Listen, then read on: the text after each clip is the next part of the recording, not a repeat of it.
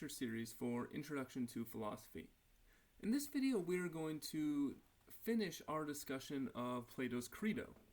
And you'll recall that in the Crito, Socrates and Crito are having a discussion about whether it would be acceptable for him to escape prison and ultimately escape his sentence of death. And what makes the discussion very interesting is that Socrates agrees that the reason for his imprisonment and ultimately his death, the reason why he was convicted at trial, is unjust. He doesn't think that the city of Athens is correct in imprisoning him. He doesn't think the city of Athens is correct in putting him to death. But what we see, interestingly, is that he refuses to escape prison. He refuses to break the law. He says because he was not able to persuade the city of Athens at trial that he was innocent, therefore he must obey them. So in our previous video, we looked at one of the arguments that Socrates gives for why he must remain in prison. And the basic idea was that the government has a sort of paternal authority. It's an authority that we think most notably parents have, and it's an authority in which, because of all the ways in which the state has benefited Socrates and was responsible for raising him, and because the state is responsible for his well-being, Socrates is not in a position where it would be legitimate for him to retaliate or strike back or break their authority. So this is one argument that Socrates gives. And as we said last time, it's an argument that really focuses on what we might call the authority of the judgment of the laws.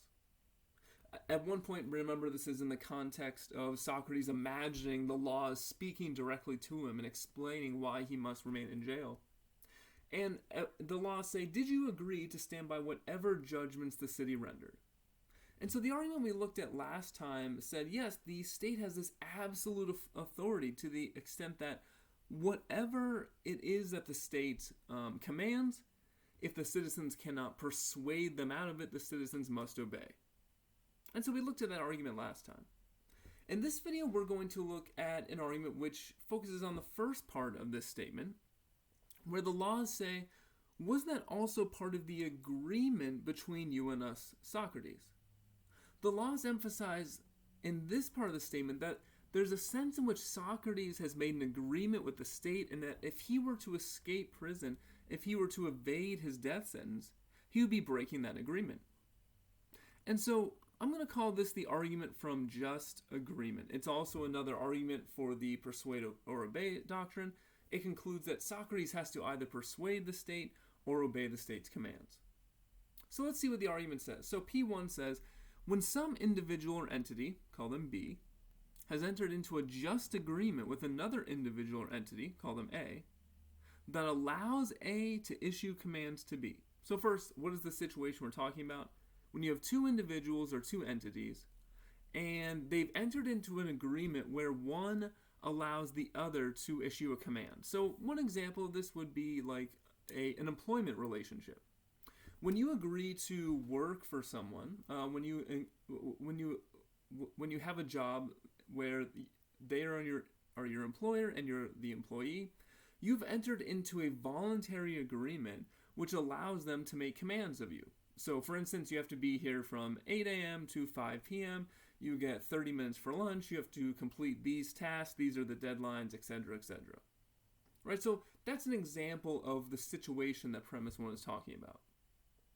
So P1 says when you're in that sort of situation, when there's been a just agreement that allows one entity to issue commands to another, then B, the one being commanded, must either persuade A that its commands are unjust or obey A's commands. So apply this to the relationship between Socrates and the city of Athens. What we're going to see momentarily is that Socrates thinks he has engaged or entered into this sort of agreement with the city of Athens. It's an agreement that allows the city, through its laws, to issue commands to Socrates. And because he's entered into that just agreement, his only options are either to persuade the city that they're wrong or obey their commands. Again, the persuade or obey doctrine. Now, of course, this also relies on P2. So it's not enough for the argument just to say that in general, when these agreements occur, you have to persuade or obey. we also need to know that Socrates has actually entered into such an agreement with the state, or the city of Athens. And so P2 says, Socrates has entered into a just agreement with the state that allows the state to issue commands to Socrates. And this is the premise I want to focus on for the moment. Because you might wonder about, well, let's think about this more broadly, not just between Socrates and the city of Athens, but again, all these arguments touch on larger questions of your relationship to your own government. It is often said, right, there's a whole philosophical tradition that says where political authority comes from, the reason the government has the authority to make laws and enforce those laws is because the people, the citizens, have voluntarily given up some of their rights to the state and agreed to follow the laws of the state. One famous political thinker who held this view was John Locke. John Locke was a British philosopher, writing mostly in the 17th century, and Locke says, for instance, I affirm that all men are naturally in that state, the state of nature, and remain so till by their own consents they make themselves member of some politic society. So what is Locke saying? Well, Locke envisioned that, he asked himself the question, what was going on before there was government? He imagined what were human beings like before we had the structures of government, before we had laws. And he called that state the state of nature. And to make a very long story short, Locke thought that this was not such a great situation, right? Where there was no restraint, where there was no government, people were constantly at each other's throats. We couldn't trust one another. We were vulnerable to violence and attack. And so because this situation isn't working out so well, Locke said the origin of government is when those people in the state of nature all agree to give up some of their rights, right? To give up some of the freedom, the complete freedom they have in the state of nature, to put themselves under a set of laws. And so in Locke's view, the authority of government comes from the consent of the governed. And a similar idea is going on in this argument.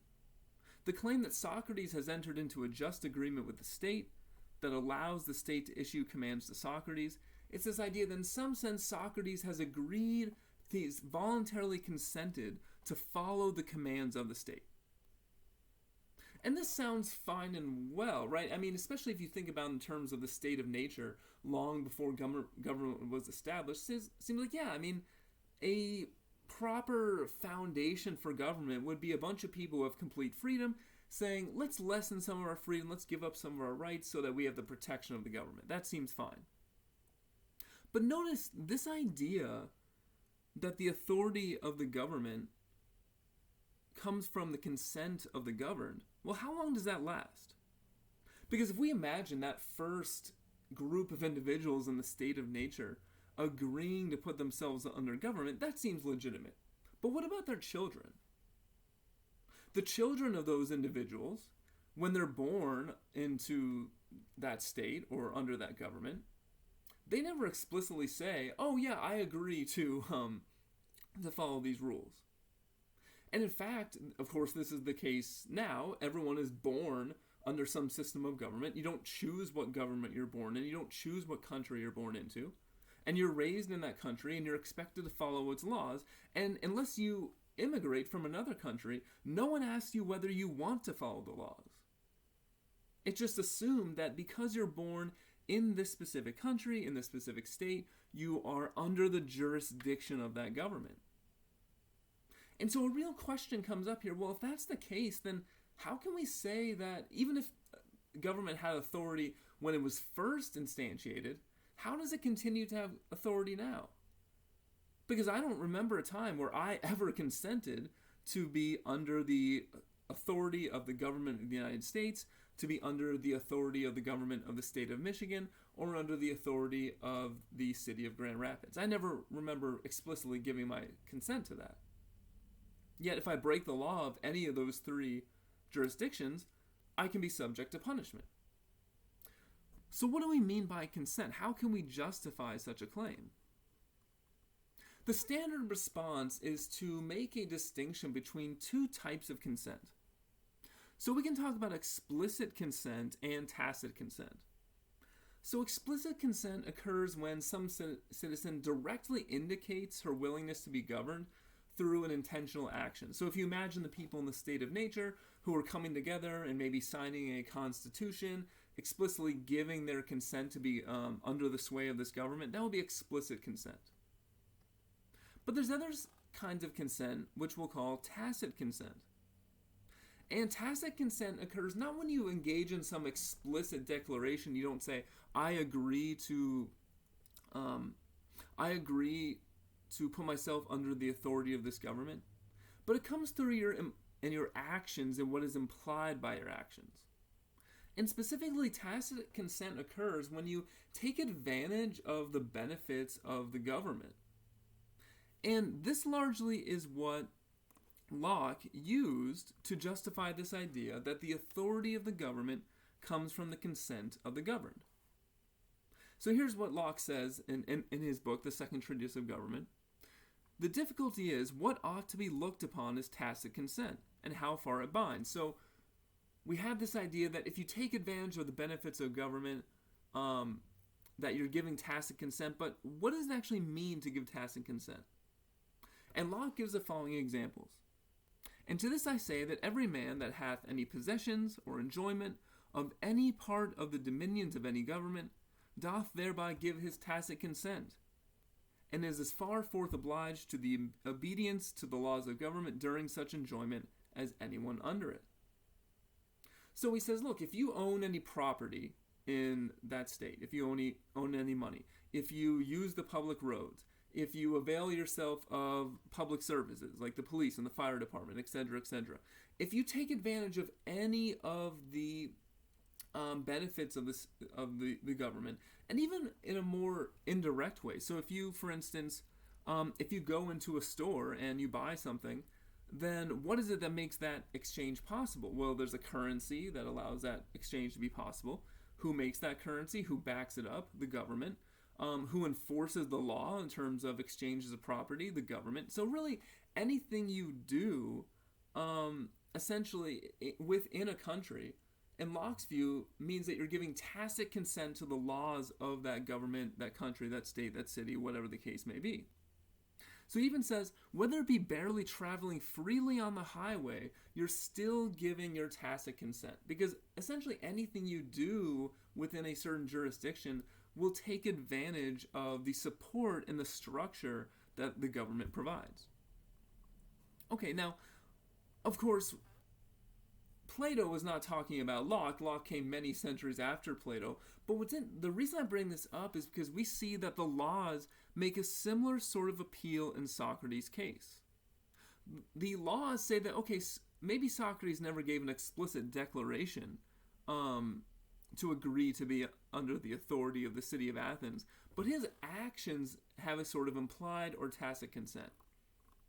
So here are a few of the things the laws say. They say, nonetheless, if any Athenian who has been admitted to adult status and has observed both how affairs are handled in the city and ourselves, the laws, is dissatisfied with us and wishes to leave, we grant him permission to take his property and go wherever he pleases.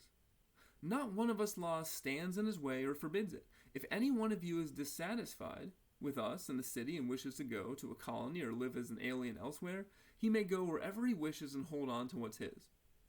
So the first thing they say is that, look, it's not like we're forcing you to be here, right? If you take advantage of the benefits of the city, and they've already expounded upon and explained many of the benefits that they think the city of Athens has provided to Socrates previously in his life and up till now.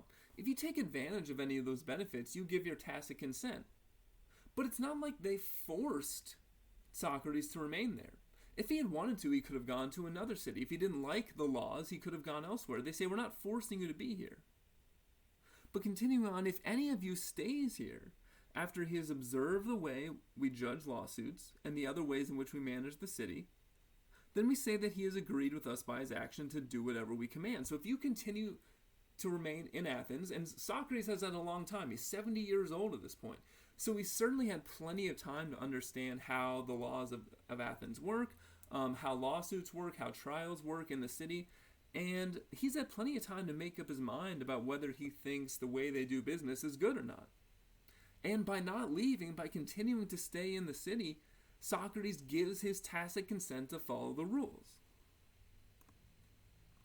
And in fact, in Socrates' case, they think that not only has Socrates given his tacit consent, but he in the strongest terms has indicated that he has been satisfied with Athens. So Socrates is among the Athenians who has made the agreement with them in the strongest terms. The laws say, we have the strongest evidence that you were satisfied with us in the city.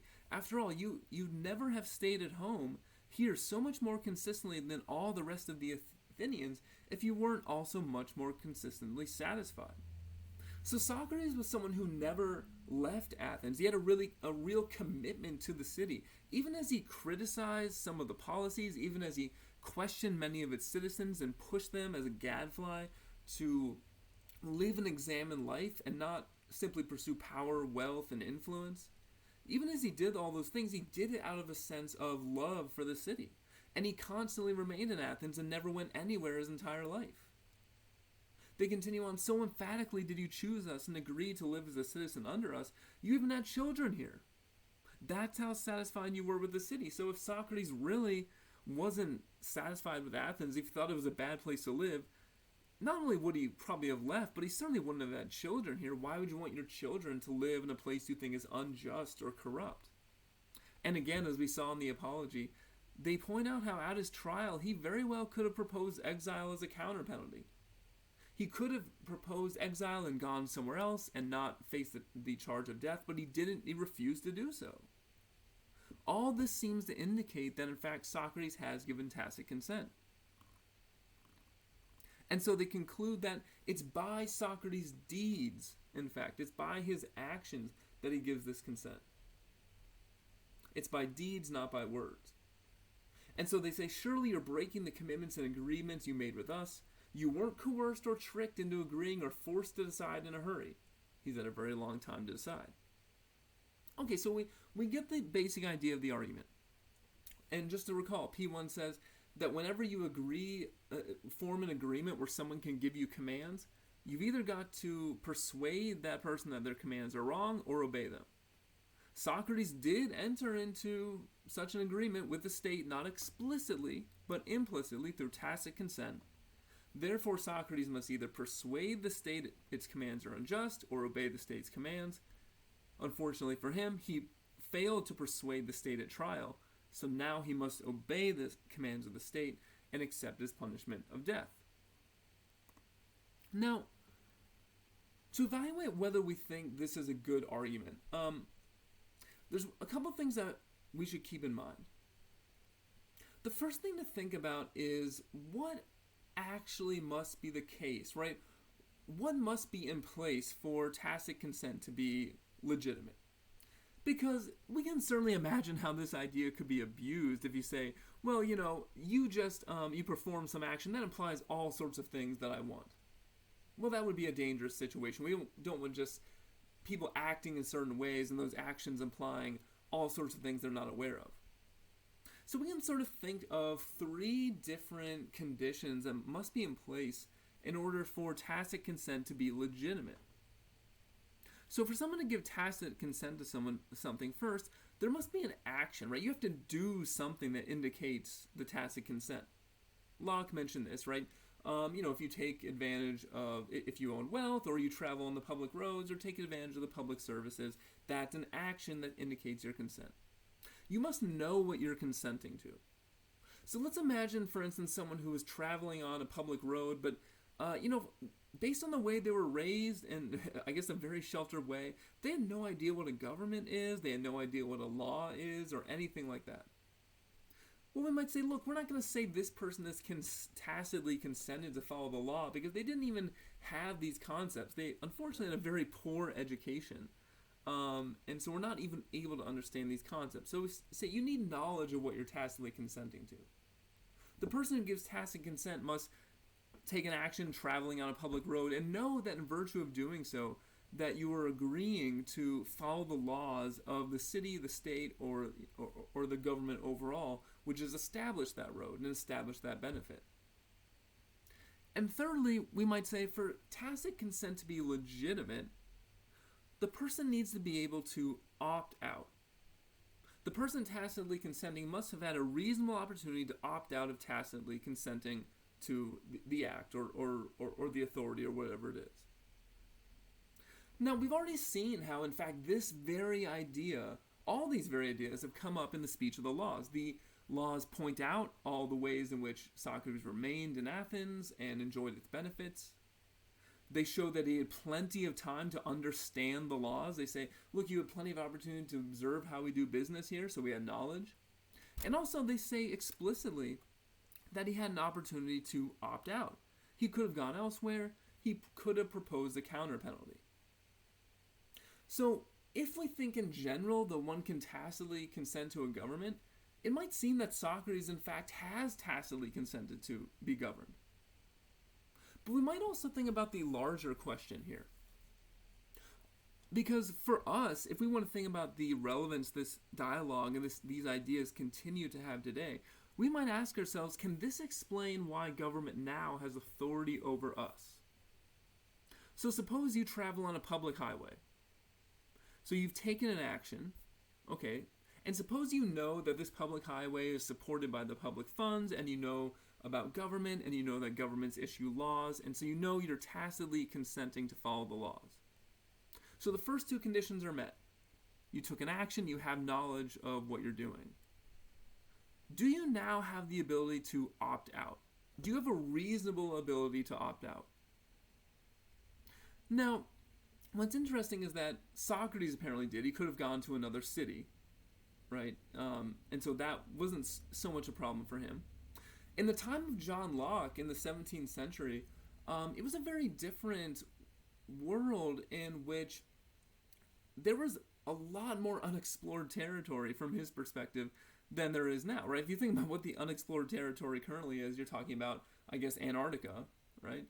There's very few places on Earth where you can go and not be under the sway of government in a formal way. But that was not the case in Locke's time.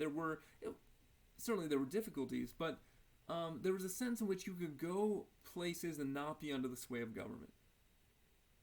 But we might ask, is that actually the case currently for you?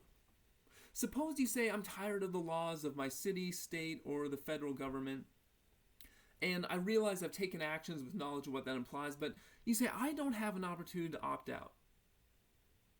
Because, yeah, sure, I can go to another country, but then I'll be under their laws.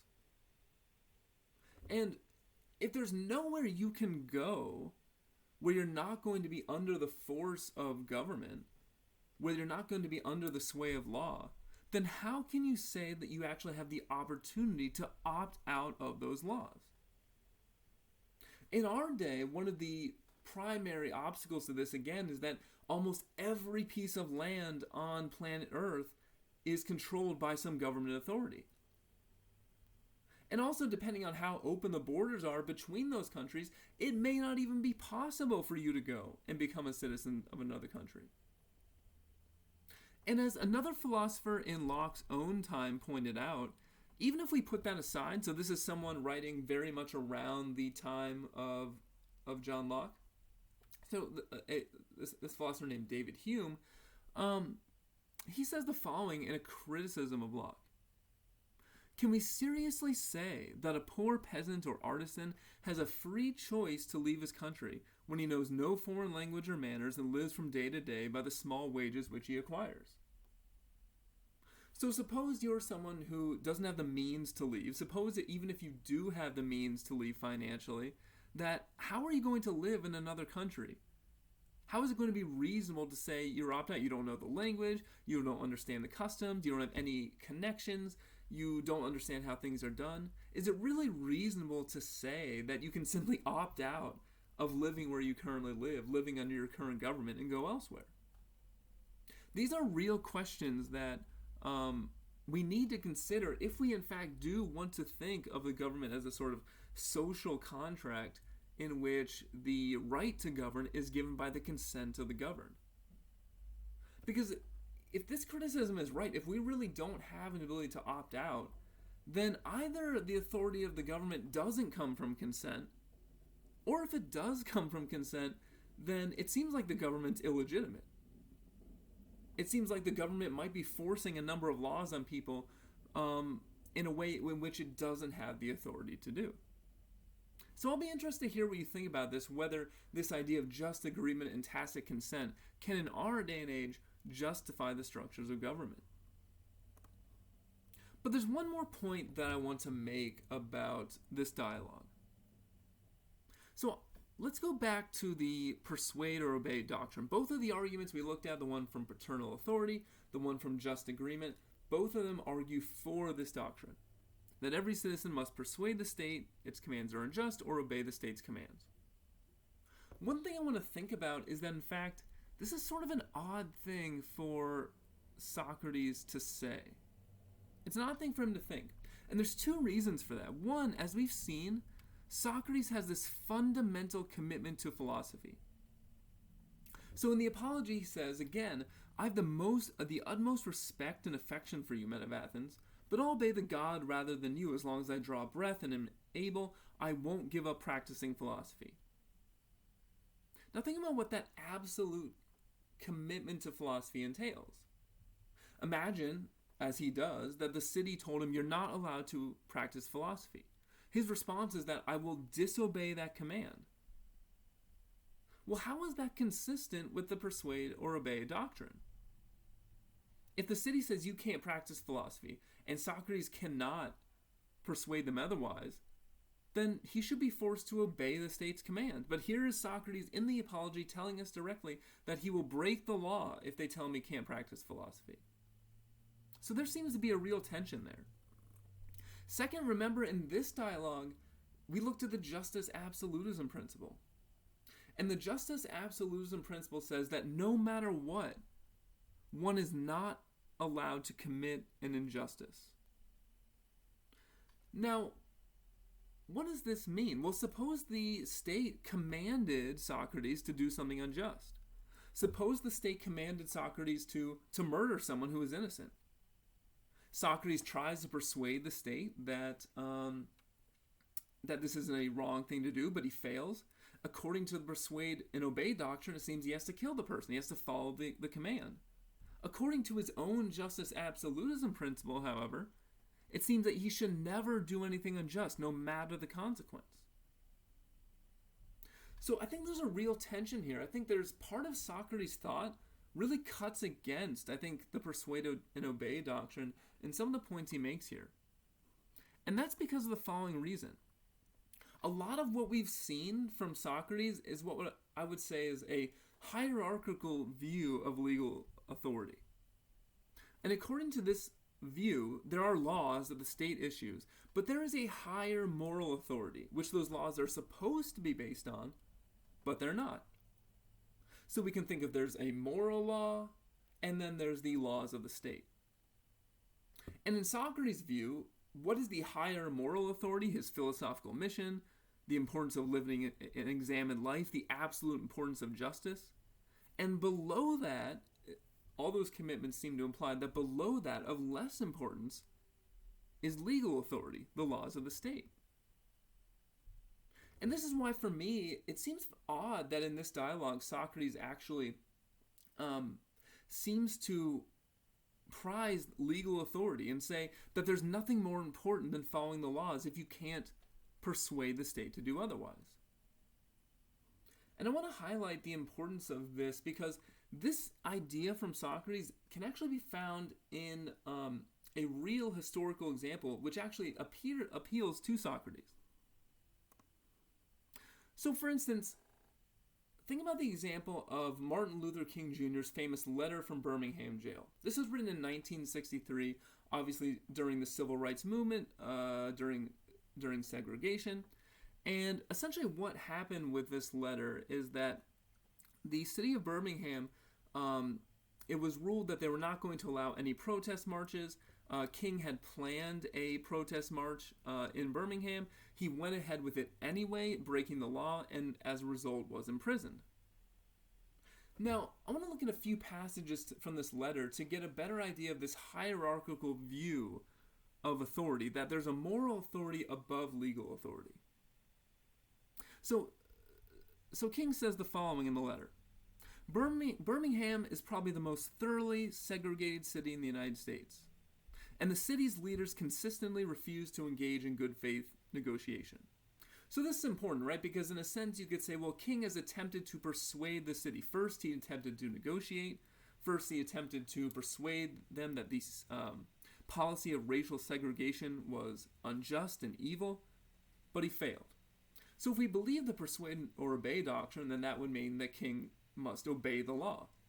But in fact, of course, he doesn't, and rightly so, given how evil of a law that is.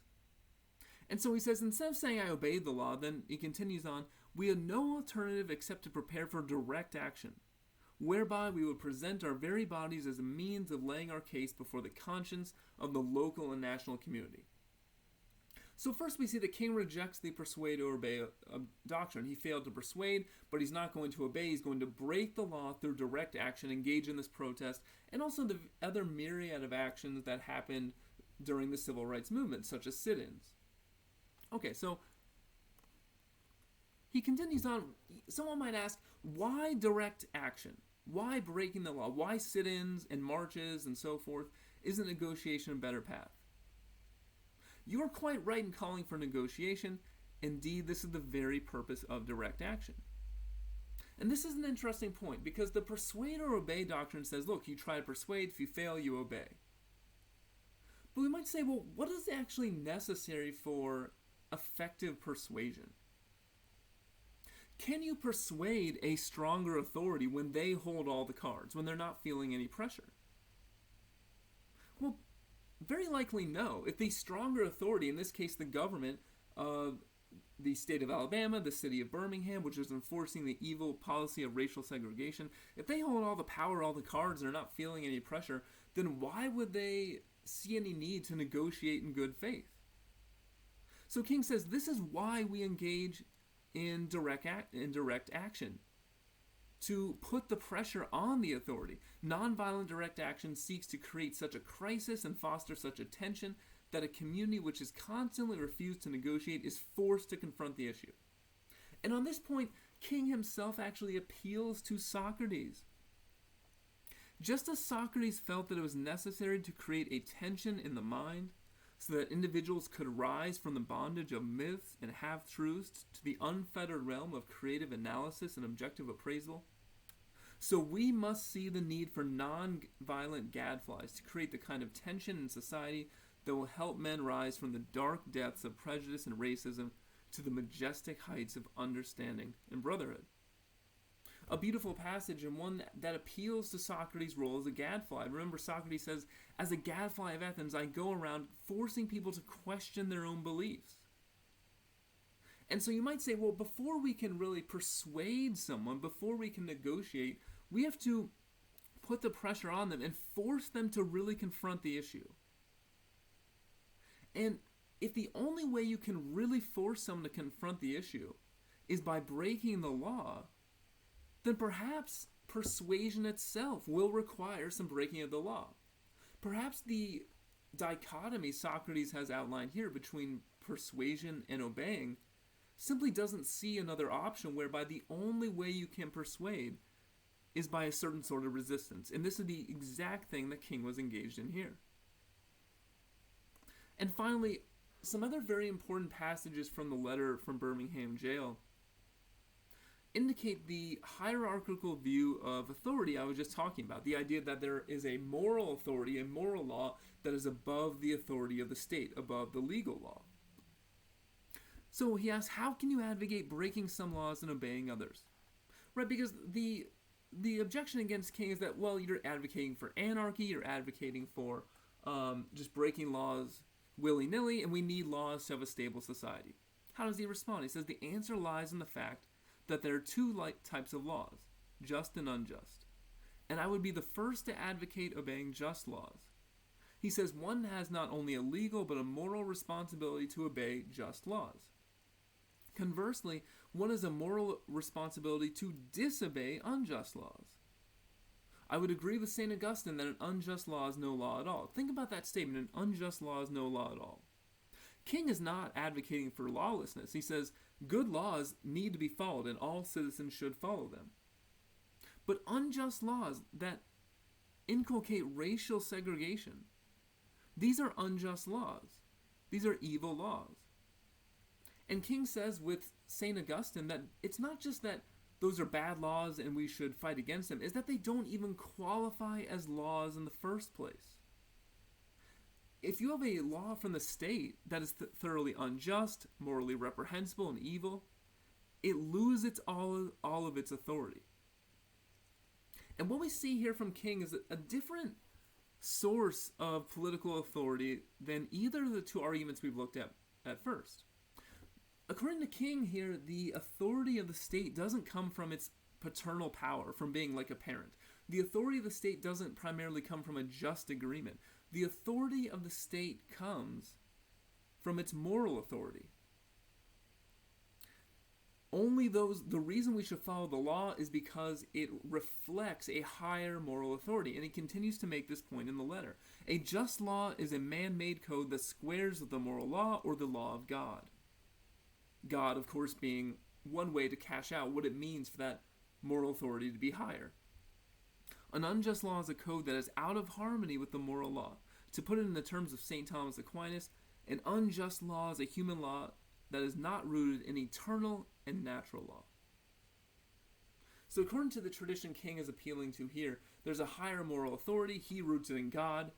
You might root it in different sources, but a higher moral authority which indicates that some laws are worth following and are good, other laws are simply unjust and don't have any authority or sway over us. And so when King refuses to abide by the prohibition on marches, when King refuses to abide by racial segregation, he's not violating the authority of the state. The state had no authority to put those fundamentally evil laws in place in the first instance. And so it's interesting to me that Socrates doesn't take that sort of tact, because he does seem to recognize a higher moral authority based on what it means to live an examined life. Yet when it comes to obeying the law, he seems to say we have to obey the law no matter the moral quality of that law. And if you can't persuade the government, then you simply must obey. Okay, so I will stop there. I hope this video was useful, and I will see you next time.